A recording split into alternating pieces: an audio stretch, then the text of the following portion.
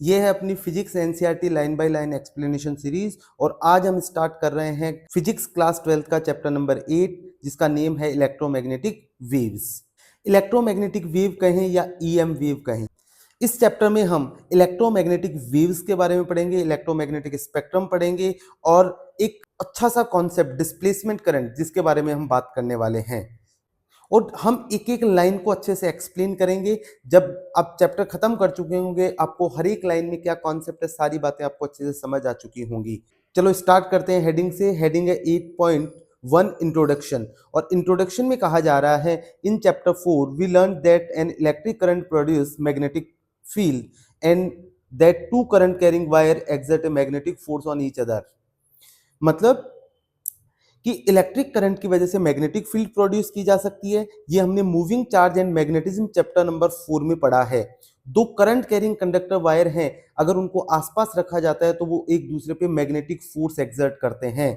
In chapter 6 we have seen that a magnetic field changing with time gives rise to an electric field. कि अगर magnetic field को change किया जाए, जैसे coil का example हमने लिया था, एक कॉइल से पास करने वाली मैग्नेटिक फील्ड को अगर हम चेंज करें तो उसकी वजह से इलेक्ट्रिक करंट उसमें इंड्यूस हो रहा था।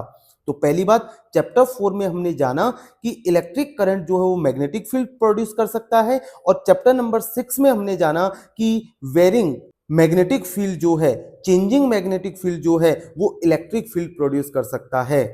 Is the converse also true, मतलब हमसे ये पूछा जा रहा है कि क्या इसका उल्टा भी पॉसिबल है। इसका उल्टा पॉसिबल है का मतलब क्या हुआ कि क्या इलेक्ट्रिक फील्ड को अगर चेंज किया जाए विद टाइम तो क्या वो मैग्नेटिक फील्ड प्रोड्यूस कर सकता है। चेंजिंग इलेक्ट्रिक फील्ड की वजह से क्या मैग्नेटिक फील्ड प्रोड्यूस किया जा सकता है। जेम्स मैक्सवेल साहब ने इसी बारे में काम किया और उन्होंने बताया कि ना केवल electric current, not only electric current but also a time varying electric field generates magnetic field। मतलब केवल इलेक्ट्रिक करंट ही मैग्नेटिक फील्ड प्रोड्यूस नहीं कर सकता, अगर टाइम वेरिंग इलेक्ट्रिक फील्ड मतलब टाइम के साथ अगर इलेक्ट्रिक फील्ड की वैल्यू चेंज हो रही हो तो उसकी वजह से भी मैग्नेटिक फील्ड प्रोड्यूस किया जा सकता है। देखो इधर समझो, चैप्टर 4 में हमने क्या सीखा। चैप्टर 4 में हमने जाना कि अगर करंट कहीं फ्लो कर रहा है मतलब इलेक्ट्रिक फील्ड है तो उसकी वजह से मैग्नेटिक फील्ड प्रोड्यूस किया जा सकता है। फिर उसके बाद में माइंड में ये आया, जैसा कि फैराडे साहब की हम बात करें तो उन्होंने बोला कि क्या फिर इलेक्ट्रिक फील्ड से अगर मैग्नेटिक फील्ड बनाया जा रहा है तो क्या मैग्नेटिक फील्ड से इलेक्ट्रिक फील्ड नहीं बनाया जा सकता। तो ऐसा पॉसिबल नहीं हो पाया। ध्यान से सुनना क्या बोल रहा हूं मैं। चेंजिंग मैग्नेटिक फील्ड से, मैग्नेटिक फील्ड अगर चेंज हो रही होगी, चेंजिंग मैग्नेटिक फील्ड से इलेक्ट्रिक फील्ड प्रोड्यूस किया जा सकता है। अगर कॉइल में मैग्नेटिक फील्ड जो है वो चेंज नहीं होगी तो फिर करंट इंड्यूस नहीं होगा, अगर मैग्नेटिक फील्ड चेंज होगी तो करंट इंड्यूस होगा। ये बात हमें फैराडे साहब ने चैप्टर नंबर 6 इलेक्ट्रोमैग्नेटिक इंडक्शन में हमें समझाई। फिर मैक्सवेल साहब के माइंड में ये बात आई कि अच्छा ठीक है, अगर मैग्नेटिक फील्ड चेंज करोगे तो इलेक्ट्रिक फील्ड प्रोड्यूस हो सकता है, तो क्या electric field, changing electric field, time varying electric field की वजह से क्या मैग्नेटिक फील्ड प्रोड्यूस किया जा सकता है। इसी पे मैक्सवेल साहब ने काम किया और कुछ कंक्लूजन पे वो पहुंचे और वो कंक्लूजन क्या था हम समझते हैं।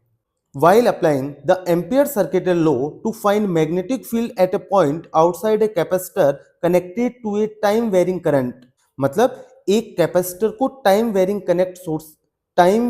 करंट सोर्स के साथ कनेक्ट किया और एम्पियर सर्किटल लॉ लगाया। एम्पियर सर्किटल लॉ से हम मैग्नेटिक फील्ड पता कर पाते हैं। तो इस कैपेसिटर के आसपास मैग्नेटिक फील्ड पता करने के लिए टाइम वेरिंग करंट सोर्स को कैपेसिटर से जोड़ा गया और एम्पियर सर्किटल लॉ लगाया गया। तो मैक्सवेल साहब ने नोटिस किया कि एक इनकंसिस्टेंसी है एम्पियर सर्किटल लॉ में, मतलब एम्पियर सर्किटल लॉ से जो मैग्नेटिक फील्ड वो पता कर रहे हैं वो उतनी मैग्नेटिक फील्ड नहीं आ रही जितनी आनी चाहिए थी। मतलब कुछ मैग्नेटिक फील्ड में या एम्पियर सर्किटल लॉ में कुछ इनकंसिस्टेंसी देखने को मिली। मतलब मैग्नेटिक फील्ड जब आप पता कर रहे हैं एम्पियर सर्किटल लॉ से तो वो उतनी नहीं आ रही जितनी एक्चुअल में आनी चाहिए। जहां वायर हैं उनमें तो करंट फ्लो हो रहा है, वहां तो मैग्नेटिक फील्ड कैसे आ रही है वो तो समझ आ रहा है, पर कैपेसिटर के अंदर भी निडल में डिफ्लेक्शन देखने को मिला। दो पैरेलल प्लेट कैपेसिटर के बीच में अगर हम मैग्नेटिक निडल को रख दें तो वहां भी डिफ्लेक्शन देखने को मिला, मतलब वहां भी कोई ना कोई मैग्नेटिक फील्ड है, मतलब वहां भी कोई ना कोई करंट है। फिर उन्होंने आगे चल के बहुत सारा एक्सपेरिमेंट करने के बाद इस इनकंसिस्टेंसी को दूर करने के लिए एक एडिशनल करंट सजेस्ट किया, जिसको हम डिस्प्लेसमेंट करंट के नाम से आगे पढ़ने वाले हैं। मैक्सवेल साहब ने बहुत सारी इक्वेशन इलेक्ट्रिक फील्ड और मैग्नेटिक फील्ड को इन्वॉल्व करते हुए सजेस्ट की, बहुत सारी सेट ऑफ इक्वेशन उन्होंने बनाई। These equations are known as Maxwell's equation. अगर हमसे पूछा जाए मैक्सवेल्स इक्वेशन क्या है, तो इलेक्ट्रिक फील्ड और मैग्नेटिक फील्ड को इन्वॉल्व करते हुए कुछ सेट ऑफ इक्वेशंस मैक्सवेल साहब ने दी, जिसको हम मैक्सवेल्स इक्वेशन कहते हैं, जिनको आगे हम देखेंगे भी। लॉरेंज फोर्स फॉर्मूला जो चैप्टर 4 में हमने पढ़ा, उनके साथ मिलके मैथमेटिकली कुछ इलेक्ट्रोमैग्नेटिज्म के लॉज जो हैं वो एक्सप्रेस किए मैक्सवेल साहब ने। आगे चल के हम इनके बारे में और अच्छे से देखने वाले हैं और अच्छे से समझने वाले हैं कि कैसे कैसे लॉज दिए, क्या हुआ, वो और बातें हम आगे और अच्छे से जानेंगे। जो मैक्सवेल साहब का मोस्ट इंपॉर्टेंट प्रेडिक्शन था वो था Maxwell equation for electromagnetic wave. Maxwell की इक्वेशन जो है वो इलेक्ट्रोमैग्नेटिक वेव के एग्जिस्टेंस को बता रही थी। उनकी प्रेडिक्शन थी कि किसी ना किसी टाइप की इलेक्ट्रोमैग्नेटिक वेव होती हैं। मतलब उन्होंने कुछ थ्योरेटिकली बात बताई, कुछ एक्सपेरिमेंट से इलेक्ट्रोमैग्नेटिक वेव कैसे क्रिएट की जा सकती है उनका कोई बात नहीं की, केवल थ्योरेटिकली उन्होंने इक्वेशन से इलेक्ट्रोमैग्नेटिक वेव के बारे में प्रेडिक्शन की। और उन्होंने बताया कि इलेक्ट्रोमैग्नेटिक वेव कुछ ऐसी वेव होती हैं जो time varying electric and magnetic field के साथ प्रोपेगेट करती हैं स्पेस में। इन इलेक्ट्रोमैग्नेटिक वेव की स्पीड उन इक्वेशन के अकॉर्डिंग लगभग लाइट की स्पीड के बराबर, लाइट की स्पीड कितनी है 3 इंटू 10⁸ मीटर पर सेकंड के आसपास आई, जो हम ऑप्टिकल इंस्ट्रूमेंट से ऑब्टेन करते हैं। उन इलेक्ट्रोमैग्नेटिक वेव की स्पीड जो कि किसने बताई, मैक्सवेल साहब की इक्वेशन से इलेक्ट्रोमैग्नेटिक वेव की स्पीड जो है वो लगभग उतनी आ रही थी जितनी लाइट की स्पीड होती है।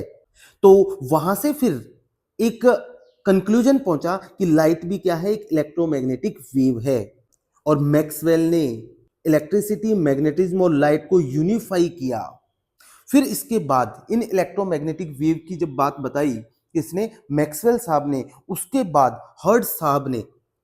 मैक्सवेल साहब की डेथ होती है 1879 में। मतलब उन्होंने बहुत सारा रिटर्न वर्क किया, बहुत सारी थ्योरी लिखी, बहुत सारे कॉन्सेप्ट उन्होंने मैक्सवेल साहब ने इलेक्ट्रोमैग्नेटिक वेव के बारे में बताए। बट हमने जैसा कि बात की, उन्होंने कोई एक्सपेरिमेंटली इलेक्ट्रोमैग्नेटिक वेव के बारे में कोई बहुत ज्यादा बातें हमें नहीं बताई थी कि एक्सपेरिमेंट से देखो मैंने ऐसा देखा, नहीं, ऐसी कोई बात नहीं। उन्होंने मैथमेटिकल इक्वेशन के हिसाब से सारी बातें वो कर रहे थे। बट हर्ट्ज साहब ने 1885 में, मतलब मैक्सवेल साहब की डेथ के लगभग 6 साल के बाद, एक्सपेरिमेंटली डेमोन्स्ट्रेट किया कि इलेक्ट्रोमैग्नेटिक वेव एग्जिस्ट करती हैं। उन्होंने एक्सपेरिमेंटली बता दिया हर्ट्ज साहब ने 1885 में कि इलेक्ट्रोमैग्नेटिक वेव एग्जिस्ट करती हैं। उन्होंने इलेक्ट्रोमैग्नेटिक वेव को प्रैक्टिकली प्रूव कर दिया। तो अगर हमसे बात की जाए कि इलेक्ट्रोमैग्नेटिक वेव किसने डिस्कवर की, तो डिस्कवर की किसने, मैक्सवेल साहब ने। बट एक्सपेरिमेंटली किसने डिस्कवर किया कि ये देखो इलेक्ट्रोमैग्नेटिक वेव इस तरीके से एग्जिस्ट करती हैं, वो बताया हर्ट्ज साहब ने। और ये हर्ट्ज साहब वही साइंटिस्ट हैं जिनके नाम पे फ्रीक्वेंसी की ऐसा यूनिट है। इसकी वजह से टेक्नोलॉजी में बहुत सारा रिवॉल्यूशन आया। जो आज हम कम्युनिकेशन में रिवॉल्यूशन देखते हैं, कम्युनिकेशन सिस्टम में जो रिवॉल्यूशन देख रहे हैं, ये इलेक्ट्रोमैग्नेटिक वेव की वजह से ही है।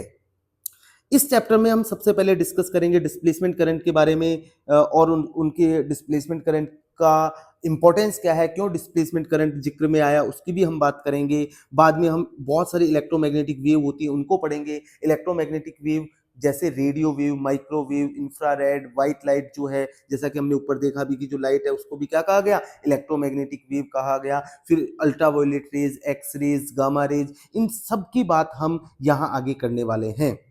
उनकी अलग अलग वेवलेंथ होती हैं, फ्रीक्वेंसी का ऑर्डर होता है, फ्रीक्वेंसी सब इलेक्ट्रोमैग्नेटिक वेव की अलग अलग होती है।